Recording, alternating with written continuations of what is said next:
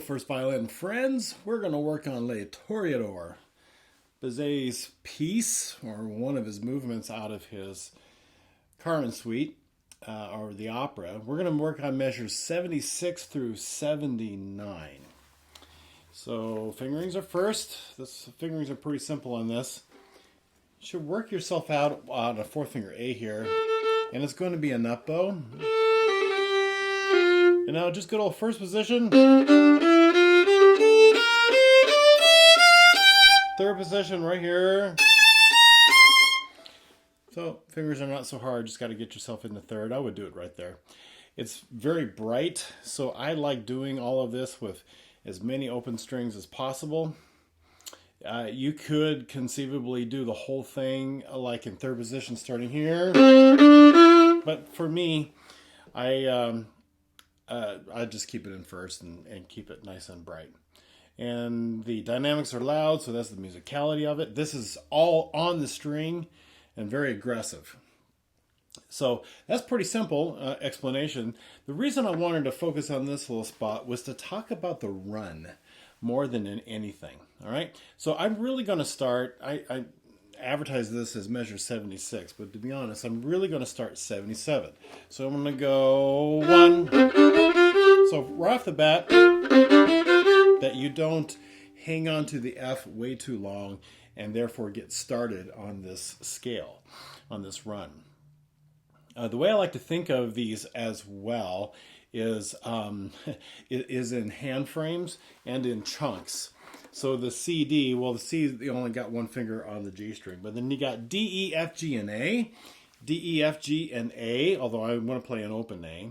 So I look like this on the D string. Then I get to the A string, and I got to take my first finger and go B flat, C, D, and E, even though the E is on the E string, not the fourth finger. So I start with this, I go to this, and then I'm in third position, or in first position, F, G, and I'm going to shift to A, and when I shift to A, then I got to play a B flat.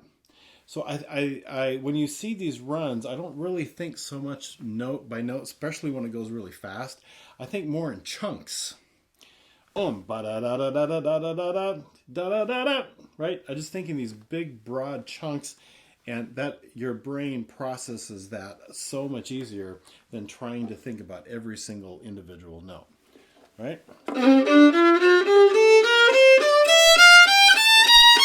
And what's really cool about that is you can actually memorize stuff quicker when you think about hand frames. Low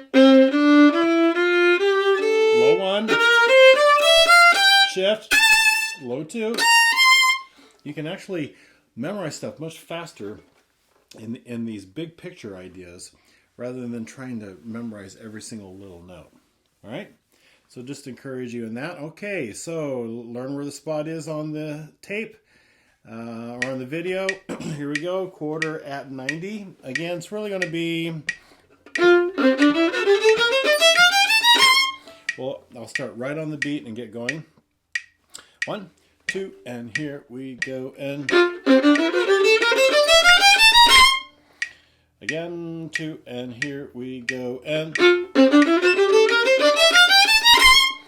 now the encouragement when it's really slow too is that you use only a little amount of bow and a lot of weight. If you're sawing really, really fast, big bows, you're going to find that as it gets faster, you're not going to be able to keep the tempo very well. And I know it's fortissimo, but in strings anyway, you know, we need lots of numbers to really create these kinds of big, big sounds.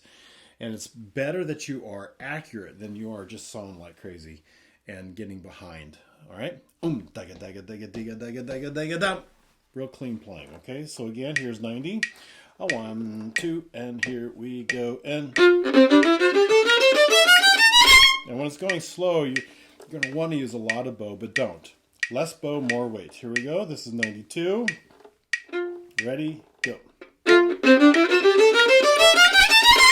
2, here we go, and 94, ready, and go, and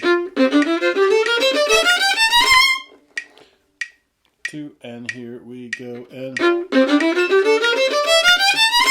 2, and here we go, and 96. 1 and 2, and here we go, and ready and go, and so do this with me. Just really keep up with it. Short bows, more weight. This is quarter at 98. 1, 2, and here you go, and ready and go, and ready and go, and good. 100. 1 and 2, and here we go, and 2, here we go, and there we go. Ready and go, and do you hear the little kind of sounds in my bow? That's because I really stay into the string. I don't float on top of the string. I stay into the string. Less bow, more weight. 2, and here, this is 102, ready and go, and 2, here we go, and 2, and here we go, and 104, ready and go, and 2, here we go, and 106, 2, and here we go, and 2, and here we go, and good. 1, 2, and here we go, and ready and go, and 1, 2, here's 110. 1 and 2, and here we go, and I always have the desire to go on. That's going to be in the next video, but I like it. It's just short and choppy and much different than when you played that melody an octave lower and before. 112, 1, 2, and here you go, and 2, here we go, and ready and go, and 114, 1, 2, and here we go, and